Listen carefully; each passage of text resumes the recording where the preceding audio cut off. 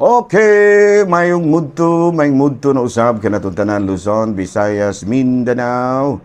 Mayong mudto Philippines, mayong mudto world, mayong mudto universe. Sana napunta mga higala din ang atong tulumanon sa kahanginan.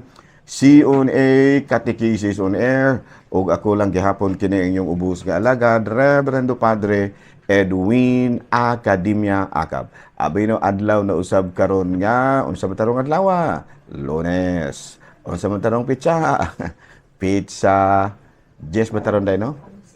Pizza 11, no? Pizza 11 sa bulan sa Disyembre. Uy, hapit na gyud moabot ang Pasko, di ba nung polding?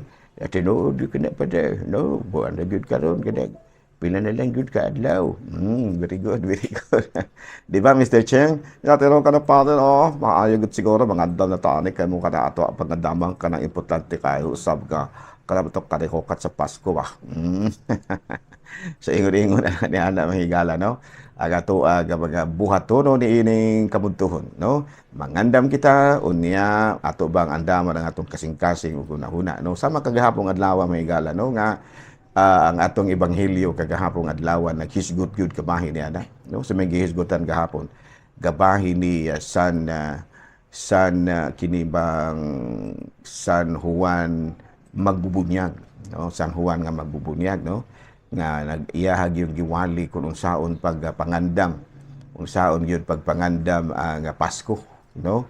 Matud pa niya hinulsuli ug biyai ang inyong mga sala ingon niya na no. So importante dai kaayo ka karong Paskuha no na kuan kita kanang mangandam kita no di ba nung puning ay maugid pa da andabon kita ato pag-ayo atong kaugalingon para angayan kay kita nga mudawat sa Ginoo. Very good. Very good yung kakaanong puling. So, ingon ni anak mga higala. No? So, kagahapong adlaw, klaro kaayo ang ipangtudlo ni San Juan Dali Apostol. San Juan nga magbubunyag, nga mangandam kita. Nga andamon ginato ang atong kaugalingon. Unya, usagyod sa mga alandamon, maugyod ang kitawag na itong spiritual preparation. Unya, ang maghituot na gani kitang spiritual preparation, maugyod kining gitawag na to og repentance no pagbag-os kinabuhi. So muna nga sa kining Pasko o akong gipangutana ang mga tawo sa may atong gipangadaman no matud pa sa pipila niingon sila nga ang Pasko panahon sa pagpangandam kay sa ganito meaning may higala og Advent, the coming or arrival no. Sa ato pa kung coming and arrival unsa may ato ang tubag, what is our response? Ang atong tubag is mangandam. No, muna siya nga kanang Advento o mao kana ang pagpahibalo kanato nga pagpahinumdum kanato no nga padayon kita sa atua nga mga buhatonon ug ingon man usab padayon kita sa ato mga buhatonon ug mangandam kita. Na unsa may atong andamon matud pa ang pag-abot sa Ginoo. So ako yung gipangutana mga tawo mga higala. Unsa man ning ato ang pagpangandam? Pag-abot sa Ginoo sa iyang unang pag-anhi o pag-andam sa pagpangandam alang sa pag-abot sa Ginoo sa iyang ikaduhang pagpang-anhi. Tubag niya na niaglandam kita alang sa ikaduhang pag-anhi. We are preparing for the second coming. And that's the reason nga nagsaulog kitag Pasko. Di ba no? Sa ulog tag Pasko aron makapangandam kita alang sa second coming. Kung atong tanawon mahigala, ang Pasko makita nato nga anaa gyud ang pagpangandam no sa pananglit no sa pananglit sa pagpakighiusa sa atong isigay nga pagpakighiuli ba no di ba no kanang Pasko bitaw makighiuli man ta sa maayong kaubuto no kay kanang bitaw Pasko daghan kay mga kalihukan nga managhiusa ang pamilya no di mga family reunion doon ay mga Christmas party, doon ay mga gitawag na to social gatherings, related yun na siya kabahin sa panaghiusa o pakighugoy-hugoy. So, usa ka na sa gikinahanglan nato. When the time comes, kinahanglan nga, wala gyud kita batod palagi grudges against each other. Nga naman, tungod kay ang pagdumot nato sa usa, dili ka na maayo alang sa atong pagsulod sa kingharian sa langit. No, kay kung matud palagi, kung dili ka makapasaylo sa mga nakasala kanimo, dili ka usab pasayloon sa Ginoo. So muna nga diha sa atuag pag-apil na sa mga kalihukan, ilabi na gayud sa mga social gatherings, ilabi na gayud sa mga family reunion, ilabi na gayud sa mga Christmas party, atong hikalimtan ang ato ang mga grudges. Pagsayloanay ba? Kaya kung matud palagi si Kristo, dili gani kita makapasaylo sa nakasala kanato, na dili po niya pasayloon sa atong mga sala. O rin, gidangat nato, di ba, Mr. Cheng? Kaya tinawag yung karapal, no? Maayagod siguro, magpasaylo ay gun lamang kita. Bitaw pa rin, anak, siguro na itong kinabuhi, no? Dili man nato manikayan, gudag na ay mga problema ngayon di ada, pero ato na yung gihapong hinumduman nga kabubuton yun sa Diyos nga magpinasaylo ay kita. Muna panahon sa Pasko, sakto hindi mong sulti pa rin nga mag-uli gutas may kabubuton. Tinood ka na may gala, no? Nga panahon yun sa Pasko, mag-uli gutas may kabubuton. Pero katawanan lang itong giingon bitaw ni kining Pauline Sevilla, no? Kahinumdum pa mga gala, no? Katong mga karaang tao. Doon ay singer nga si Pauline Sevilla bitaw nga niingon siya nga panahon sa Pasko magpasaylo ay pag-abot sa bagong tuig pwede na usab mag-away. Dili pwede, no? Nga panahon sa Pasko na ta magpasaylo ay. Kung nagpasaylo ay nata sa Pasko, maningkamot na ta nga ang ato ang panagpaisolay sa ilo ay panahon sa Pasko, mauna gid na siya, permanente na. No, di ba, Mr. Cheng? Tinawag yung ka na pala, no? Muna. Mahugyo ka na mahigala, no? So, napadayon ta sa ato nga mga buhatonon, ari kita sa atong Santo del Dia, no? Ang ato ang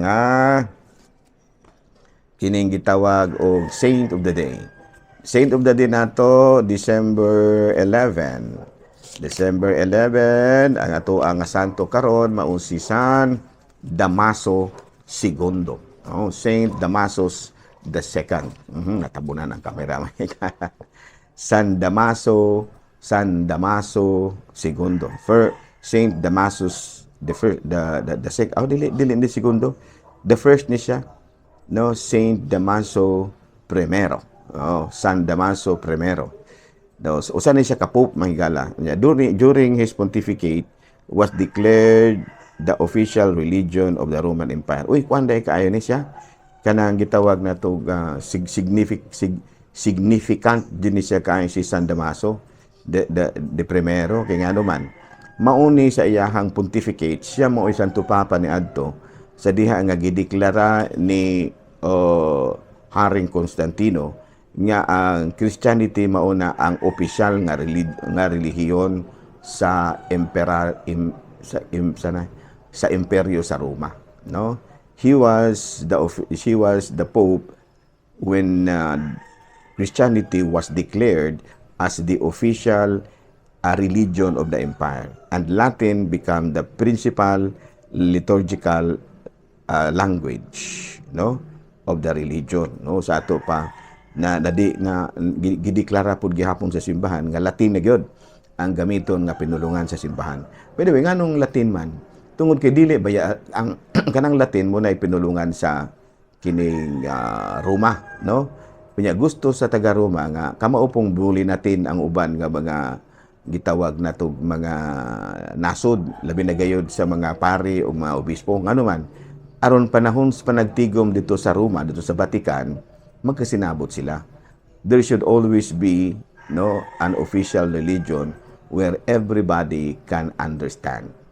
No, ano mo na nga Latin muna official during those time, ha, during those times nga Latin gyud. Karon pwede na mag English kana na may bisan og si Pope Francis maglinatin ra man gina siya kung makigsulti siya, pero do naman gyud kanang gitawag natong interpreter nga mugamit ka sa headphone unya kada sulti sa Santo Papa dunay interpreter alang ni adtong English ba imuha, French ba imuha, Chinese ba ingon niya na, no?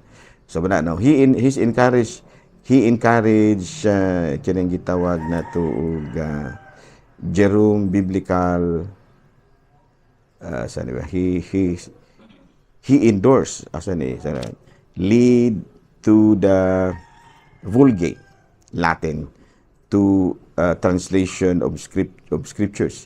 Sa to siya maugyo usa sa mga siya ang Santo Papa nga ni sugyot o ni pagkanaog o kasuguan nga ang Biblia i-translate into Latin Vulgate. Kay ang original god mga higala nga pinulungan sa Biblia kuan ba ya Aramaic, Hebrew o Griego. Unya dili ba ya tanan makasabot og Greek. Di pud tanan makasabot og Hebrew, di pud tanan makasabot og Aramaic. So gusto ni Pope Damasus nga i-translate into Vulgate, no, Latin Vulgate ang scriptures. So nya, he declared by the Council of Trent an authentic in public recalling, disputation, and preaching. So dato mga panahon na Latin, Latin gyud sa una, no? Una nga mga tao sa una, swito kaayos mga linatin nga misa. Sa Latin mga misa, no? Sa karong adlaw mga higala, gihinumduman nato ang Santo Papa nga sa iyahang panahon na deklara ang Kristyanismo nga opisyal nga relihiyon sa Roma ug ang Latin usab mao ang opisyal nga sinultihan sa simbahan, the official language of the Christian religion. Okay, no? Hala, mahigala pa dayon ta sa ato nga mga buhatunon. Okay, no? Sa padayon na kita, sumpay na mahigala, no? Balik na ta sa atong teleradyo. Ganina, ato itong gipost o gamay ang teleradyo, pero connect na tagbalik. Okay? Sa ako na ginaingon mahigala, duha ni ka recording sa ato, mas ginahan man ko sa audio o kuan i-separate yun para nga klaro kayo ang kuan. Klaro kayo, lahi ra ba? Para sa radyo o sa teleradyo. Okay, no? Padayon na ta. Dala, no? Ari kita sa ato ang katikisin. No, sa ako nang ginaingon mga higala, no? Ang Pasko maugyod ang pagpangandam. So na there are many kinibitang gitawag bitaw nato og mga significant objects nga gigawi nato panahon sa Pasko. And one of those kanang important kaayo nga mga objects nga gigamit nato sa Pasko, maugyod kini bitang star. Oh, kini bang lantern bitaw? Kining lantern. Kini kong lantern mga higala, no naiuban ani nga medyo pod wala pa kaayo pod bitaw makasabot og unsay significance sa lantern. You know what? Ang lantern, no, mao kini ang usa sa mga importante kaayo nga butang nga nahilambigit sa pagkatao ni Kristo.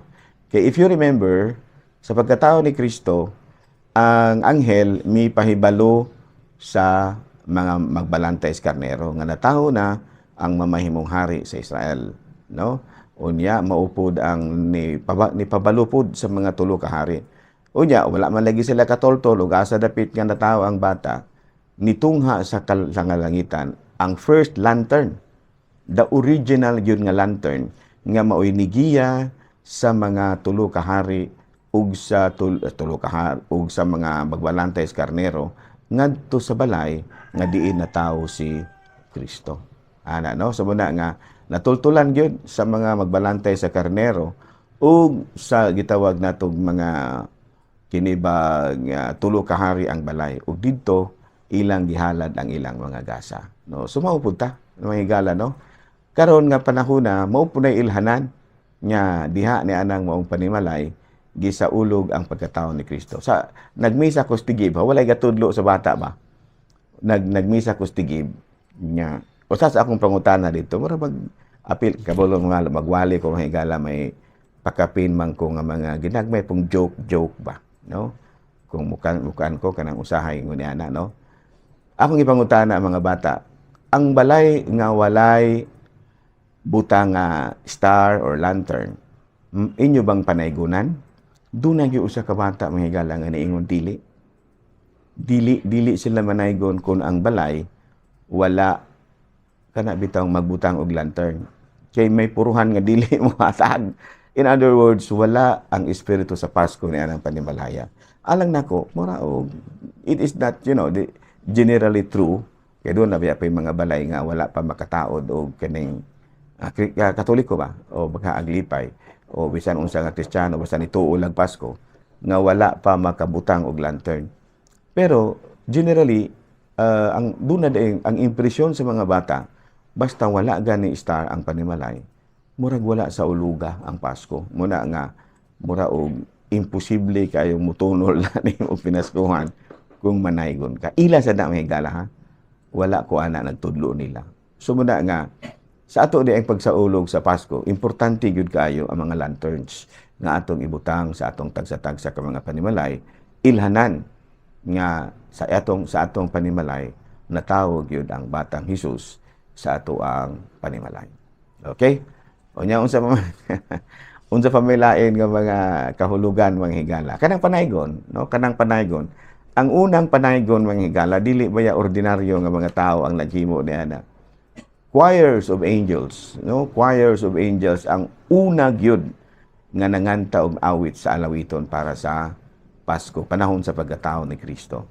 No muna nga dili ingon nga kanang nagkanta-kanta ta kabahin og Pasko nga ato nang himo-himo, no? Kuro or choir sa mga anghel ang nag-awit og pagdayeg ngadto sa Dios sa dihang natao ang batang Hesus. Okay? Nahala no? Wanto pa kuros dumagitin higala kay napapituyo.